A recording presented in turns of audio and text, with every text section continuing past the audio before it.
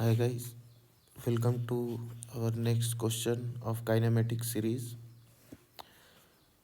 A person travels along a straight road for the first half of the time with velocity v1 and the next half of the time with velocity v2.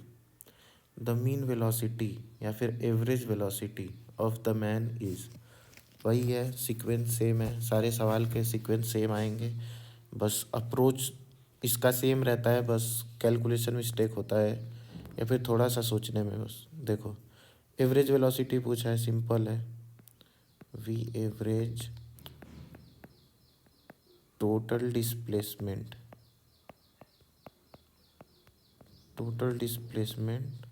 Upon total time. The mean velocity V of the man is, तो total displacement कितना हुआ, वो straight road पे travel कर रहा है और half of the time वो चला v1 से और next half of the time वो चला v2 से। मतलब मान लेते हैं वो टोटल टाइम t चला, तो t/2 वो चला v1 से और t/2 बाकी का जो t/2 बचा वो चला v2 से। तो टोटल डिस्प्लेसमेंट कितना हो जाएगा? टोटल डिस्प्लेसमेंट हो जाएगा, देखो जब वो समझाता हूँ ध्यान से। मान लो ये पूरा डिस्टेंस चला, वो d डिस्टेंस चला वो टोटल, तो ये जब आधा टाइम मान लेते हैं कि वो पूरा d डिस्टेंस चला और वो t टाइम तक चला, तो t टाइम का आधा जो है t/2 टाइम तक जो भी डिस्टेंस उसने कवर किया t/2 टाइम में, पर जो भी डिस्टेंस उसने कवर किया, मैं नहीं कह रहा कौन सा ज़्यादा था कौन सा कम, क्योंकि एग्जैक्ट फिगर्स नहीं पता है हमको। मैं बस बोल रहा हूँ t/2 टाइम तक जो भी डिस्टेंस उसने कवर किया वो v1 वेलोसिटी से किया, और बाकी के t/2 तक में जो किया वो v2 वेलोसिटी से किया। यही क्वेश्चन बोल रहा है, वो v2 वेलोसिटी से किया। तो टोटल डिस्प्लेसमेंट कैसे निकालोगे? तो जो आधा टाइम तक चला v1 वेलोसिटी से, उसमें कितना वो डिस्टेंस चला होगा या फिर डिस्प्लेसमेंट देखो स्ट्रेट रोड पे चला है ना, तो डिस्प्लेसमेंट को हम डिस्टेंस बोल सकते हैं यहाँ पे, क्योंकि स्ट्रेट ही चला है तो डिस्टेंस बराबर डिस्प्लेसमेंट हो जाएगा।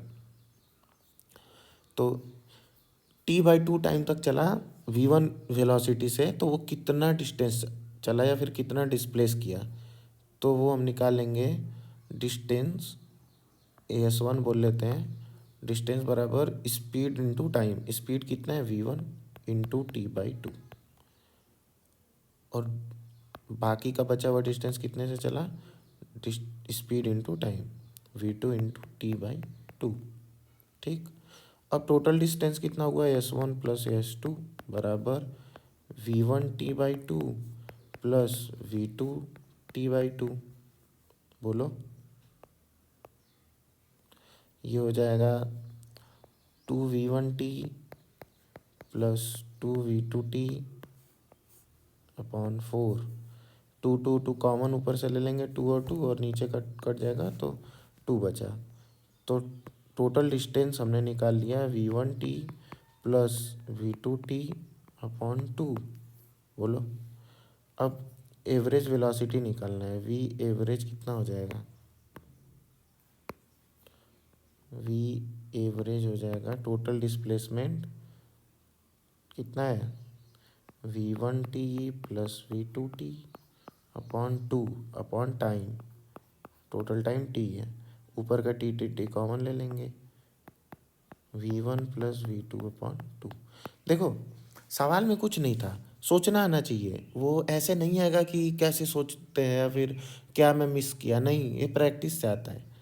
तो हर सवाल को पढ़ो और नहीं आए तो सॉल्यूशन को देखो ध्यान से और उससे सीखो अप्रोच, और फिर वही अप्रोच नेक्स्ट उसी टाइप के सवाल में अप्लाई करो। एक बार अपने से कर दोगे, हो जाएगा, वो आ जाएगा।